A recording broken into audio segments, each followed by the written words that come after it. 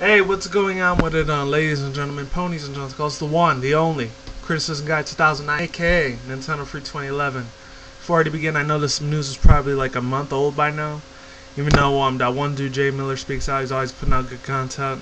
Good content. Definitely check his shit out. He's a boss, definitely for sure.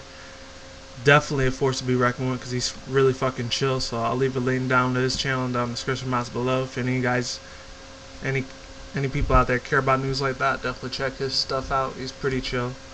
So yeah, without further ado, let's begin. So this dude Charles Ramsey, the one that ended up saving those three girls that were trapped in that house for like 10 years or something like that, and out in Ohio. He's the one that saved them, and basically let's say he ended up going broke a second time because he had to pay his bills and everything, and he didn't have a job and everything like that. And I knew how that was like back when I was still like unemployed at that time. That's hard as shit times. I could definitely relate to the dude. Other than that, thing that sucks is that unfortunately he ends up being broke again because he wanted to give all his stuff away to charity and stuff like that. And the reason why he saved those three girls is because he wanted to do it because he was an American. He wanted to do this. He wanted to be a good example for black people and stuff like that. And then they put a whole bunch of other things out there for him. And basically what it comes down to is that it sucks. He said he wanted to be like a dishwasher and stuff like that. He doesn't care what kind of job it would have been. It's like, it is what it is for him, man. He's just trying to live paycheck to paycheck kind of thing, you know? Just trying to get by. And as unfortunately sometimes that's how society is, but you know, it's hard as shit, you know? Especially in the shitty ass economy that we live in, you know, it's not cool, you know? But yeah, besides all that, basically what it comes down to is that God, it just sucks because you think this guy would have billions of dollars by now, but unfortunately he ended up getting tricked by the system, and now he's broke as shit again. It kind of sucks. I know from what I know out there, hey, black people, it's hard for them to like be broke because you know they got to go into Social Security and welfare and shit like that. I know they're not the only ones. I know white, Latino, and Asians. Very few Asians, not that many, but very, very few of them like. They have to go on Social Security and welfare and shit like that. And I already know when the shit hits the fan and like, you know, all that shit is all closed and obsolete.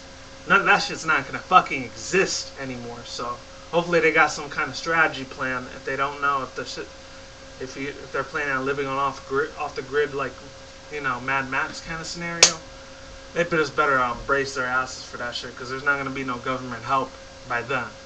I'm just saying if it does happen. Not 100% sure, but if it does, so they just gotta brace themselves on that. So yeah, basically, he was talking to his British dude, whatever. He's like, "Oh, what do you think, man? Like, of course I'm broke as shit. You know that." And like, you just can't believe every media outlet you hear out there. And he was going on his little rant and stuff like that. You know, I can agree with the dude to a certain extent. You know, it's not easy right now. It's hard as fuck. I can tell. But other than that, my last two thoughts on it is number one, you think like this dude would have had $1 billion in another savings account or maybe all under his bed to maybe get a little mini mansion somewhere outside the country. Could have been that. Either that or come up with some new talents and be an entrepreneur, you know, be a comedian, you know, hell, would have gotten a lot of money right there. There's a lot of black comedians out there that make billions of fucking dollars like that dude, fucking Cedric the Entertainer at that time, that dude Steve Harvey, who else? One that's doing really huge right now, Kevin Hart.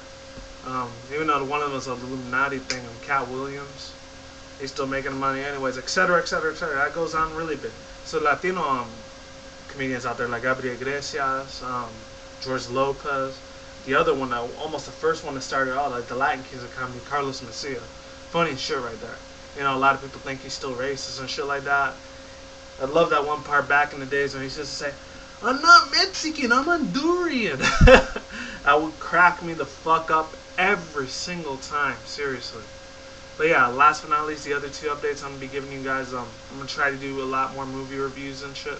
Not movie reviews, movie theories and shit. And I'm going to be doing Pacific Rim as soon as I'm done with this video.